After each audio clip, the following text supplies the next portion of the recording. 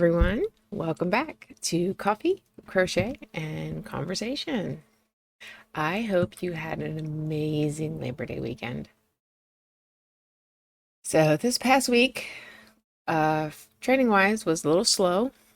Lots of walking, no jogging or running.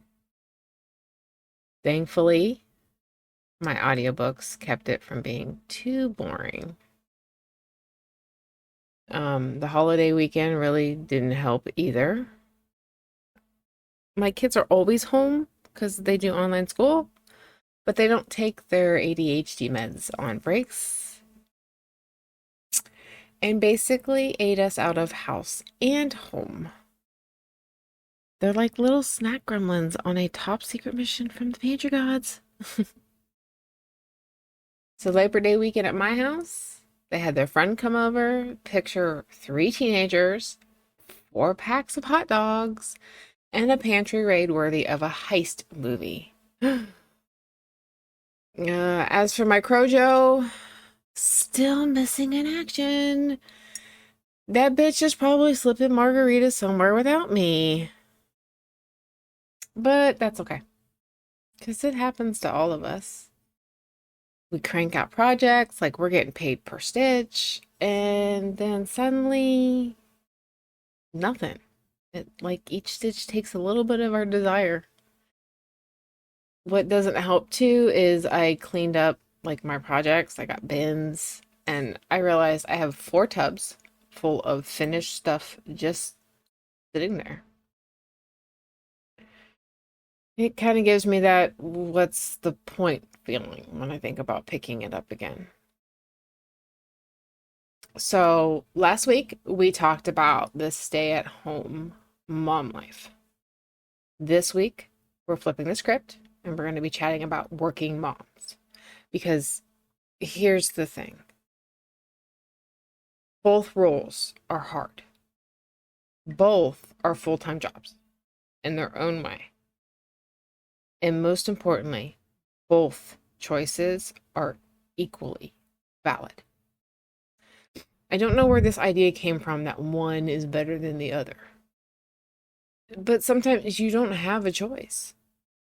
Your family needs the paycheck. And then sometimes they don't want to stay at home. That's okay too. Not everyone thrives in the all-day kid-wrangling life. But that does not make them any less of a kick-ass mom. They just mom different. That's kind of what feminism is about.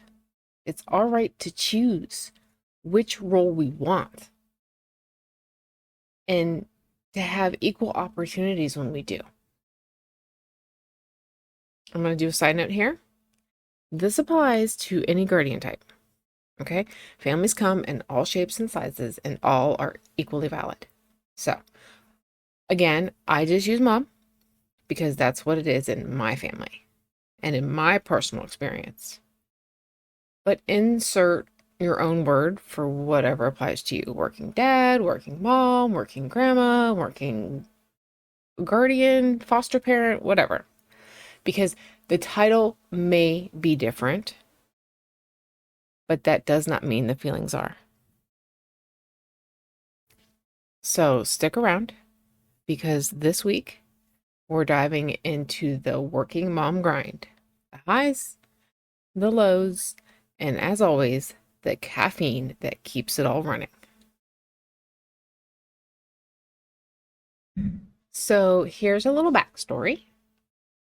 I actually started my parenting journey as a working mom. At the time, I thought that's just what you did. You had the baby, you go back to work, and you juggle it all somehow. Then, after my youngest was born, shortly after, my job closed down. And that felt like it was a huge setback. But it actually opened a new door. Mind the cat noises. Sky is up to her antics. But we're real here, so we keep it in. I'm just giving a little head nod. So between some very strict budgeting, a lot of sacrifices, and honestly finding a better balance for my family, I was able and willing to switch into this to staying at home. And then COVID hit. And it was a little bit easier for us because I was already home with the kids. It even made us change our school plans permanently. That's a story for another time. My husband and I say all the time that even though my job closing felt like the end of the world at the time, it actually turned out to be the best thing for our family. Now, let's be real. Balancing a career and motherhood, that's basically like having two full-time jobs. You clock in at work, and as soon as you clock out, you get to clock in again at home. At home, the bosses are just cuter, and they don't believe in vacation days. And that little thing we call mom guilt, oh, that bitch shows up everywhere. Guilt for missing the school play. Guilt for missing the work meeting. Guilt for eating the last cookie. Guilt for thinking about eating the last cookie. Spoiler alert. Perfection is not real. And nobody wins when you try to split yourself into three separate pieces. And then we have the expectations versus reality piece. Social media loves to sell us this Pinterest perfect image of motherhood. Spotless kitchen, color-coded schedules, the magical family moments, all while being a total boss at work. Meanwhile, in reality, my house looks like Laundry Mountain had an avalanche. The dishwasher is never empty. It's honestly a coin toss if it was even run. And half the time, I'm just praying that the kids ate something kind of green before bedtime. Speaking of reality, here's this week's funny little twist. Starting this podcast has basically made me a work from home mom for no money. And the pets and the kids do not consider it work. Sky, the calico, has declared herself the producer. She's the one right now that's running amok and climbing the cat tree. Rain the dog, well, he's my sound effects machine. He made an appearance in last week's episode. And Cloud, my tuxedo cat, she decides when we're done for the day, either by sitting on the keyboard, climbing between me and the mic, or in some cases, knocking the mic off my desk. To the kids, mom is just talking to herself and needs to answer 1,000 questions the second I hit record.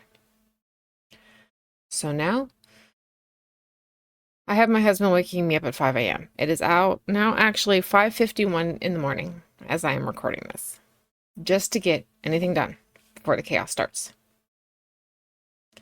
Like today, I have to get this recorded. I need to squeeze in my training. I have an IEP meeting. So coffee is my coworker.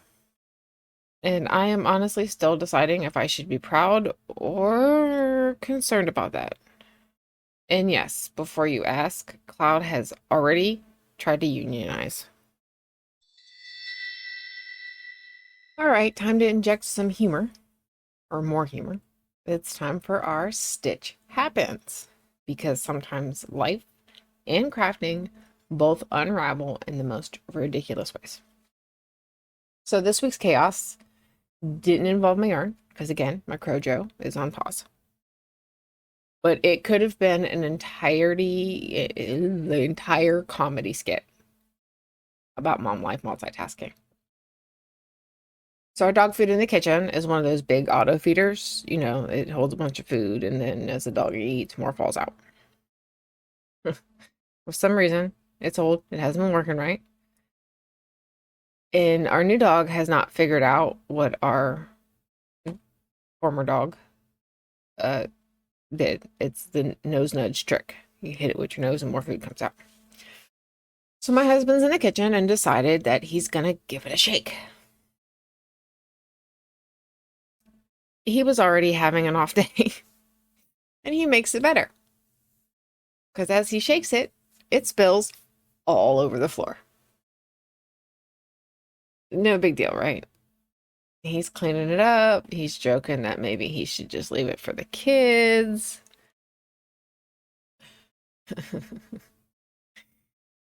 He gets done picking everything up and then promptly drops it and spills it again.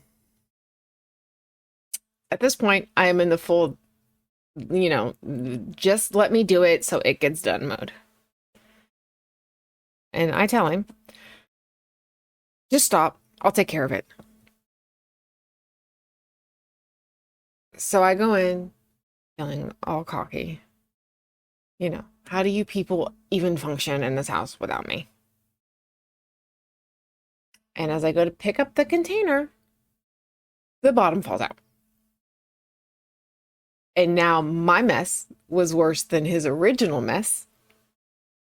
And there is dog food everywhere. Ding, ding, round 3. At this point, we just lose it. We are both on the floor, laughing so hard. I'm snorting. My husband, he's just hitting the floor, tapping out, telling it's time to go to bed. We're going to start the day over. Like, it's just not working. So, moral of the story, whether it's yarn or dog food, it's no matter how many times you try to fix it, life's just going to dump it all back on the floor. So all you can really do is laugh and grab a broom. So it's your turn. What's your round 3 moment? Yarn, kibble, whatever. Send it in and I might read it on a future Stitch Happens story. So let's talk about coping and survival hacks. Because being a working mom just means you're juggling like 12 plates at once, maybe a bowl, a couple cups, and at least 3 of them are cracked and somebody somewhere is asking you for a snack. So first up, time management. And no, I don't mean the Pinterest perfectly color-coded rainbow planner where every meal's organic and the socks magically fold themselves. I'm talking realistic hacks. So crockpots are your best friend. Meal prep doesn't have to be fancy. Sometimes it's just chopping up some vegetables or maybe cooking extra chicken so you don't have to think about it later. I personally love Zach Cohen. He has a Patreon. He's on Instagram and stuff. He's got some crockpot recipes. They're easy. They're healthy. And most people in my house don't complain. Another one is curbside pickup. Absolute game changer. Whoever invented bring my groceries to my car so I don't have to drag my kids through the store deserves sainthood. And yeah, color-coded calendars can help. But let's be real. It's survival, not aesthetics. So in my house, in my calendar book, each person has a color. Because there's 4 of us and them little squares are tiny. So if I look at my book and it says in purple, dentist at 2, I know that's my dentist appointment. Unless Cloud has started booking her own spa days alongside co-producing. Because, she needs a break. Speaking of breaks, mental breaks. You need them. Whether it's crochet, gaming, or hiding a stash of Twinkies. Working moms can hide the Twinkies too, like they're gold bars. Whatever keeps you sane. Scrolling the phone while you're going to the bathroom? 10 out of 10. Recommend. And honestly, when I was a working mom, my favorite mental break was actually the car ride to and from work. That was the only time nobody could ask me for a snack, to find their shoes, what's wrong with the dog, why is the cat staring at the wall. It was pure bliss. I could blast the music, I could sing, pop along, dance along, nobody's watching. 20 minutes of responsibility-free heaven. I miss that. Another big one, delegating. Ask your partner, if you have one, for help. And once the kids are old enough, put them to work too. They live here. They eat the food. They can load the dishwasher. Delegation is not a weakness. It is survival. You do not have to do it all by yourself. I tell my teenagers it's training for whenever they decide to move out. And yeah, sometimes delegation means letting somebody else spill the dog food twice before you take over. And finally, the reminder we all need. Supermom is not real. She does not exist outside of Instagram filters. You are exactly enough as you are. Even if the dishes are piled up, the laundry's Mount Everest, and dinner is cereal. They won't remember that your hair was perfect. What they will remember is that you were there.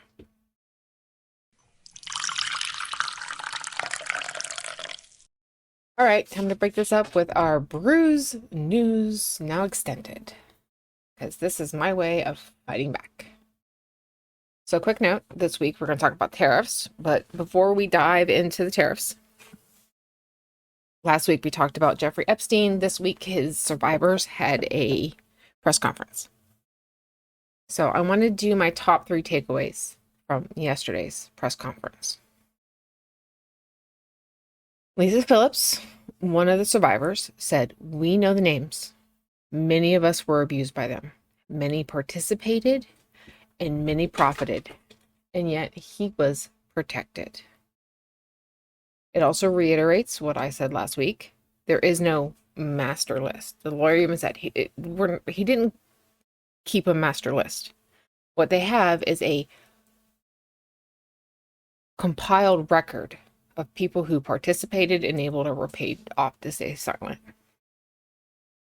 And even MTG, Marjorie Taylor Greene, who I cannot believe I'm about to say this, I agree with, pointed out it's not just about who they were trafficked to. It's about people who knew and enabled and said nothing. So what new information do we have? Well, one of the lawyers named the banks directly, JP Morgan and Deutsche Bank, saying they knowingly provided the financial infrastructure for Epstein's trafficking operation. And here's the kicker. The survivors' legal team are actually the ones that tracked down the evidence themselves, and they handed it over. Which means they have more, the government has more than they're letting on.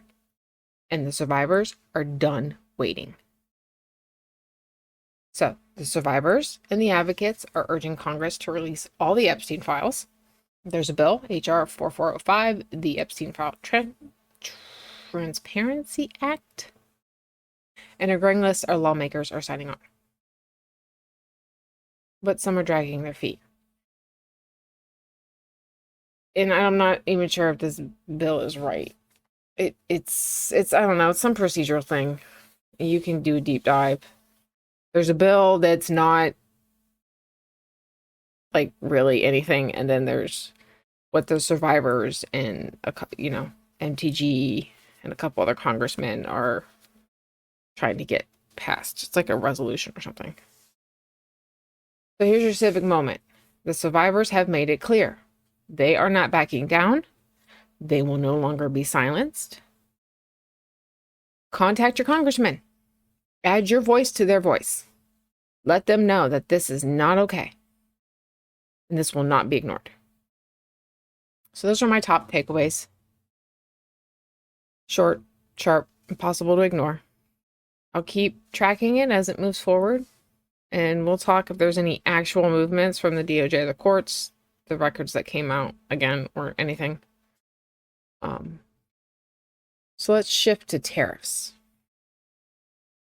It hits every single family. And here's the thing.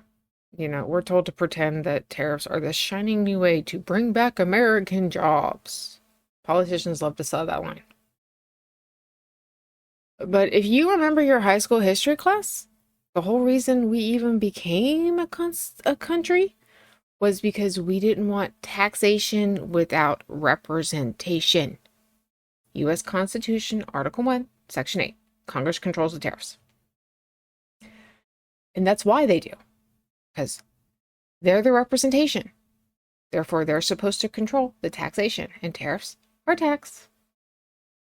It's not the president executive ego trip. Now, here's my take. The idea that tariffs magically create jobs is a complete and utter bullshit. Companies are not lining up to hire people. They're lining up to cut costs. You had Howard Lutnick openly saying, they want to screw the iPhones, but they don't want people to screw in the screws on the iPhones. They want robots. And the jobs will be building the robots. How dumb do you think we are? You're going to end up making robots to build robots. Maybe even a robot to manage the robots. I don't know. But instead of hiring 50 people, you're going to what? Hire one? That's not bringing back jobs. And then the real cost. Think of it from a money standpoint as a company. A business would need to buy or lease land, build the factory, fill it with the machines, most of which are imported, so they're going to have to pay tariffs on those. If they buy them new, if they transfer them over, there's still shipping costs and all that. Then they got to hire the people, train the people, pay a fair wage because, here's the thing. Nobody's going to spend 10 hours a day doing a job for $7 an hour. It's just when 1 hour can't even pay for your food. And then there's insurance. That's massive startup costs. So what do you think they're really going to do? Are they going to drop all that money? Or are they just going to throw the extra charge and say, sorry that your groceries are higher. It's the tariffs. If they did not do it during COVID, when all the studies showed that they passed the cost of consumers rather than reshore production, they are not doing it now. And even on the rare cases when they've used tariffs before to convince companies to bring back jobs, it's not done this way. It's not blanket tariffs in 30 days. And why it matters for families. Tariffs drive up the cost of everything, from groceries to clothes. The Peterson Institute estimates $1,200 to $26,000 per U.S. household is an added cost. And then when the other country slaps on the counter tariff, export slow, which means job loss here at home. I've seen all kinds of interviews with farm owners that, like soybeans. Other countries are going elsewhere. So it's like you're paying more at the store and you're risking layoffs at the same time. Fantastic deal, right? Well, here's a silver lining. 2 federal courts have already ruled some of these tariffs illegal. The U.S. Court of International Trade in May, and the Federal Circuit Court of Appeals just recently. So that's good news. But they're not stopping the tariffs yet because of the appeals, because they know he's going to appeal it. So ultimately, we're going to have to wait to see what the Supreme Court says. So let's talk about your power as a consumer. In the meantime, every dollar you spend is like a mini vote. So who are you going to vote with or with your wallet today? I mean, obviously, it's easy to say that, but you got to buy what your family needs. And you have to stay within budget. So, while I would love to support my local hardware. If something I need there is an extra $100, I don't necessarily have it. But when I can choose, where you spend your money matters. So I personally try to avoid Amazon and Walmart when I can. Part of the reason we're in this mess is big corporations. So it's not perfect, but it's a start. And hey, if you're fired up about this, pay attention to your local community, like always. Sometimes protest pops up. There's another big No Kings one coming up.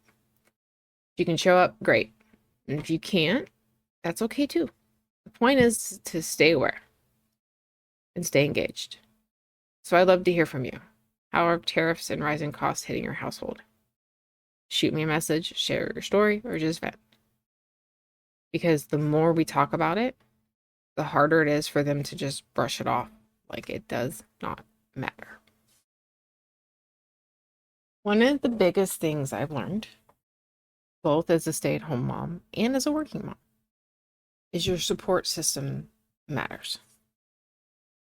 Whether it's your partner, your family, other moms, online groups, or just that one friend who answers your text at 2 a.m. Having people in your corner makes the impossible feel a little more doable. I was very lucky. I have a supportive partner. When we both worked, whoever got home first started dinner.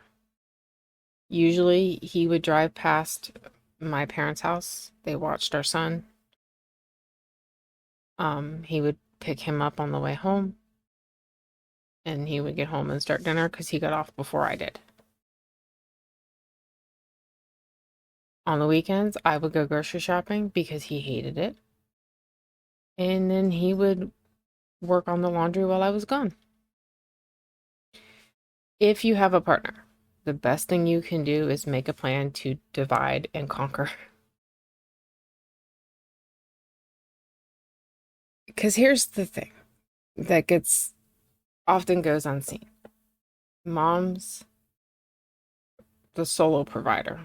Again, I say moms because it's me, but there's single dads too. But we carry so much invisible labor. It's not just cooking and cleaning. It's keeping track of doctor's appointment. Remember which kid likes the crust cut off their sandwich. Making sure everybody has clean socks. It's juggling a million little details that nobody else even notices. Until something goes wrong. That's labor too. And it counts. So if you're listening and you feel stretched too thin or like you're failing, you are not alone. Every parent I know has those moments. We all hit that brick wall. We all doubt ourselves and our parenting. That's why solidarity matters. Sometimes it's just as simple as knowing someone else gets it. And that's enough to keep you going. I want to wrap this up with a little gratitude and a reminder of resilience. Moms are tough. We adapt, we improvise, we survive. Sometimes on caffeine and sarcasm. Sometimes on Twinkies and tears. Occasionally, all of it at the same time. And even when it feels messy or chaotic, you are showing up every day for your family. That is powerful. That's enough. And you do not have to do it alone. All right, last week I talked about doing the tarot of the day. We're going to call it Shuffle Happens, where the cards spill the tea or your drink of choice. And occasionally, Claude will walk all over them and knock them over. So first we're going to go through my Tarot of Sacred Kingdoms deck, which is my whimsical deck. Today's card we're going to talk about is mildly mystic and mostly relatable. It's the Magician. So this card has a young wizard. He's got glasses. He's holding a lit candle. There's a warm, soft glow behind him. There's candles lit around him. He's looking forward, very focused. So in the book that came with it, says the Magician is all about bringing ideas to life and recognizing the power you already hold. And honestly, I feel spot on for working moms. Half the time, we don't give ourselves credit for just how much we do. We think, oh, I'm just surviving the day. But really, you're building. You're creating. You're making something out of nothing every single day, even if it's just dinner. The Magician is that reminder. The power isn't out there somewhere. It's already in you. You have the tools, the creativity, the resilience, and when you lean into that, ideas stop just being ideas. They actually take shape. Whether it's balancing a career, raising kids, starting a side project like a podcast, or just getting through the week without losing your mind and cutting your hair. That's real magic.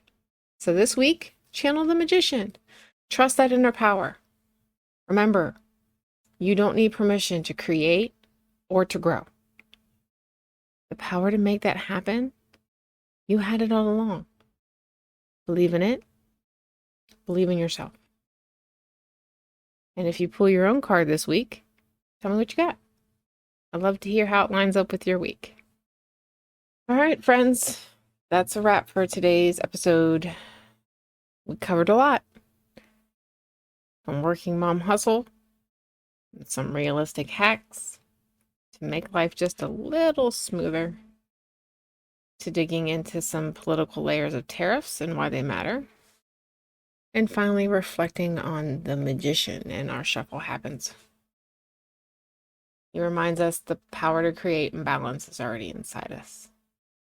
If you enjoyed today's episode, don't forget to follow, review, subscribe, and share Coffee, Crochet, and Conversation with a friend who could also use a little solidarity and maybe a laugh. I want to shout out to the 4 followers I have on Apple. I see you. You're my OG founding VIPs. Not to discredit anyone listening anywhere else. That's just the only one I can see. So, thanks for spending time with me. I will see you next week. Until then, take care of yourself. Trust your magic. Keep your stitches sassy. And your coffee strong. And remember, even when it's messy, you are enough.